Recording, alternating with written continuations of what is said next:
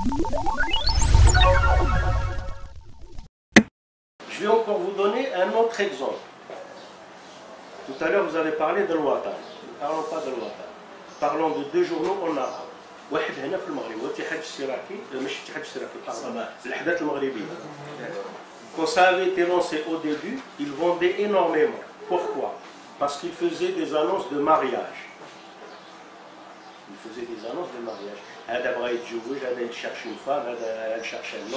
C'est un livre qui est paru il y a 2 ans maintenant, c'est la 2e année, et qui est consacré à, c'est une sorte de témoignage sur la pratique du journalisme, bien sûr au Maroc, et en général dans le monde. C'est-à-dire, on trouve bien sûr des références,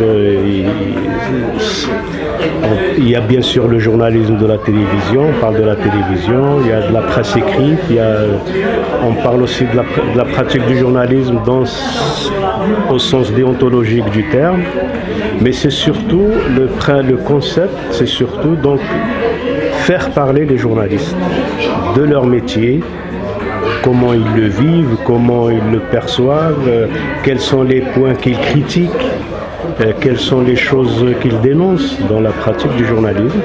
C'est un livre qui se passe dans les salles de rédaction. Il y a des témoignages bien sûr de la presse de journalistes au Maroc, il y a des témoignages de la presse américaine, française, il y a même des témoignages de la presse hindoue, de la presse chinoise ou arabe, par exemple algérienne ou tunisienne. Donc c'est un livre qui n'est pas consacré à proprement parler à la presse marocaine, mais au journalisme dans sa globalité, dans le sens universel du terme. Parce que le journalisme, encore une fois, je le dis, le journalisme tel qu'on le pratique au Maroc est le même journalisme tel qu'on le pratique aux États-Unis. Bien sûr avec des moyens différents, avec des approches, avec des thématiques différentes, c'est normal. Défaillance de la presse qui aujourd'hui a évolué avec la révolution technologique vers les réseaux sociaux qui sont aujourd'hui dominants, et grâce à son travail on peut faire le parallèle entre la presse classique, les années de la post-indépendance, les années 60, 70 et aujourd'hui avec toutes les possibilités technologiques qui font que le citoyen, tout citoyen peut devenir journaliste. Mais est-ce pour autant ces journalistes qui s'improvisent, les gens qui s'improvisent journalistes, qui ont le droit de le faire? Il faut le faire dans le cadre d'une démocratie. Est-ce qu'ils sont formés sur un plan déontologique? Est-ce qu'ils savent ce qu'est l'éthique?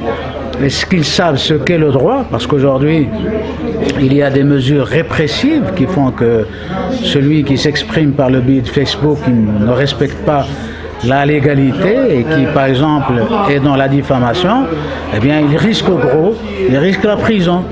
Parce qu'aujourd'hui, c'est puni dans le cadre du code pénal.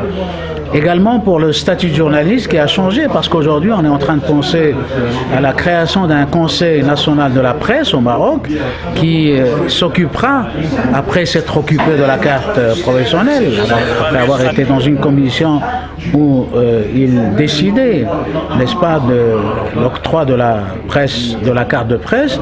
Et bien aujourd'hui il est dans la possibilité, par le biais du conseil national, de travailler sur l'éthique.